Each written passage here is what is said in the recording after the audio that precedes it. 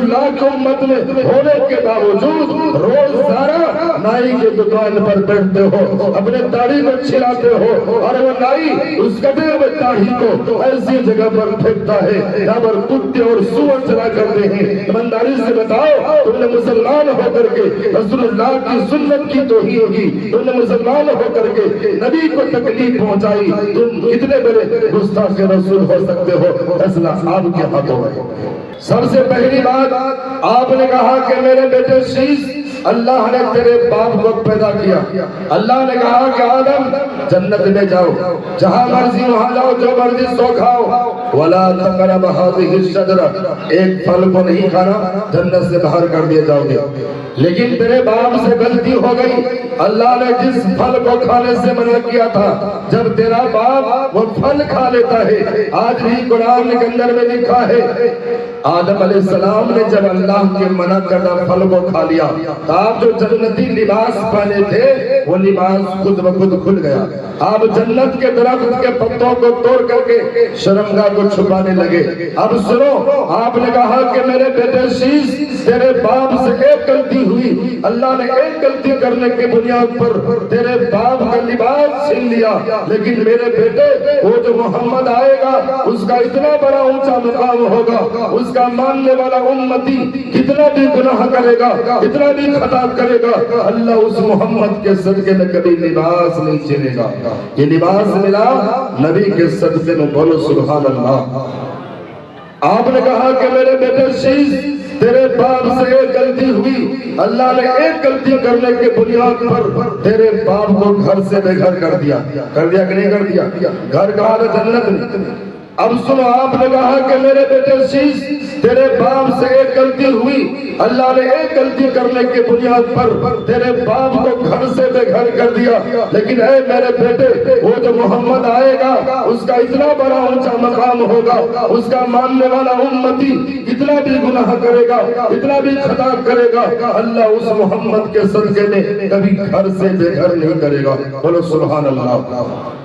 آگے کی بات سنو مسلمانوں، جب میں نے پڑھا میرے آنکھوں میں آنسو آ گئے، واقعتاً آپ کے بھی آنکھوں میں آنسو آ جائیں گے۔ سنیے سنیے، بڑی قیمتی پیغام میں دے رہا ہوں، یہ جو وید نے دعویٰ کیا ہے میں اس کا جواب دے رہا ہوں۔ آپ نے کہا کہ میرے بیٹے شیش، تیرے باپ سے ایک غلطی ہوئی، اللہ نے ایک غلطی کرنے کے بنیاد پر تیرے باپ کو دنیا میں 300 سال بنایا۔ کتنے سال ہوتے ہیں؟ 300 سال تک اسی سرزمین پر ہوتے رہے۔ آدم علیہ السلام کہاں پر آئے تھے؟ اسی بھارت کے سرزمین پر۔ بھوش قرآن کے اندر میں کہا گیا، یومام جنمادی جاویتی لوک مہیشورم اشم سڑھا شرو پاپے پر موکشتے۔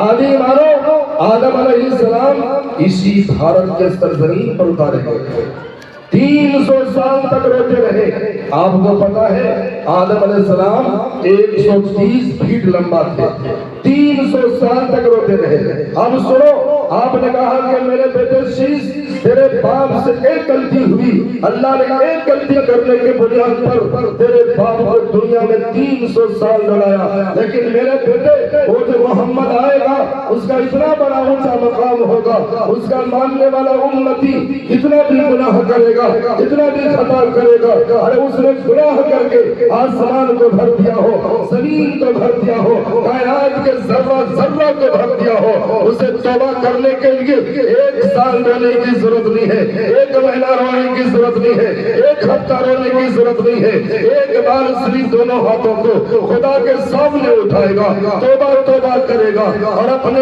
آنکھ سے آنسو کا قطرہ ٹپکا دے گا۔ ابھی اس کے آنکھ سے نکلے ہوئے آنسو کے قطرے زمین تک نہیں گریں گے، اس سے پہلے بخشش کر دی جائے گی۔ یہ مقام ملا نبی کے صدقے میں، بولو سبحان اللہ۔ بھائی صحیح بات ہے کہ مسلمان؟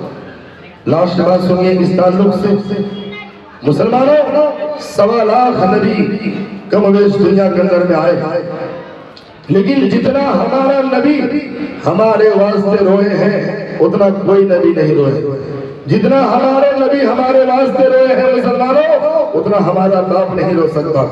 نبی صرف ہمارے درد و غم میں روتے تھے کہ میری امت کہیں جہنم میں نہ چلا جائے. لیکن نوجوانوں اب آپ نے سمجھ لیا ہم کتنے بڑے مہان نبی کی امت ہے جس نبی کا تذکرہ زمین و آسمان کے بننے سے پہلے شروع ہو چکا تھا. اور جس نبی کا تذکرہ تمام دھرم کی کتابوں میں ہے. بتاؤ اس نبی کا مقام مرتبہ کتنا بلند ہو سکتا تھا. صحیح بات ہے مسلمانوں. اب یہ پیغام لے کر کے چاہیے آپ لوگ سب سن لیں بھائی, ایک پیغام لے کر کے جاؤ مسلمانوں. اتنے بڑے مہان نبی کی امت ہونے کے باوجود آج ہم دنیا میں ذلیل کیوں ہو گئے, رسوا کیوں ہو گئے؟ تو اللہ تعالیٰ قرآن میں جواب دیتا ہے لَقَدْ كَانَ لَكُمْ فِي رَسُولِ اللَّهِ أُسْوَةٌ حَسَنَةٌ. اے لوگوں میں نے محمد الرسول اللہ صلی اللہ علیہ وسلم کی زندگی کو تمہارے واسطے نمونہ بنایا. اے لوگوں ایک بات سنیے جلسہ بھائی میرے نوجوان ساتھیوں, میں آپ سے پوچھنا چاہتا ہوں ہم رسول اللہ کی کتنی اتباع کر رہے ہیں؟ ہماری زندگی میں رسول اللہ صلی اللہ علیہ وسلم کی اتباع نہیں, اس لیے آج ہم رسوا اور ذلیل ہو گئے. میں آپ سے پوچھنا چاہتا ہوں یہاں کے نوجوانوں, اگر کوئی گستاخ رسول نبی کا نہیں ماننے والا اگر تیرے نبی کا شان میں گستاخی کر دے, نبی کو برا بھلا کہہ دے, ہمارا خون گرم ہو جاتا ہے, تلواریں نکل جاتی ہے, جلوس نکل جاتا ہے.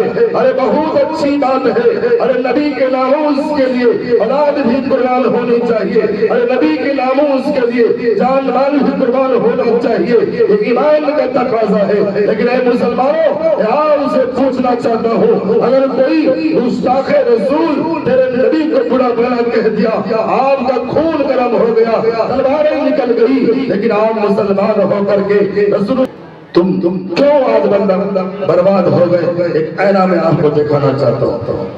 آج کل دیکھو ہمارے بچے کیسے کیسے بال کاٹتے ہیں, کون سا کٹ چل رہا ہے سماج کے اندر, سور کٹ, ہنی کٹ, کون سا کٹ چل رہا ہے سماج کے اندر.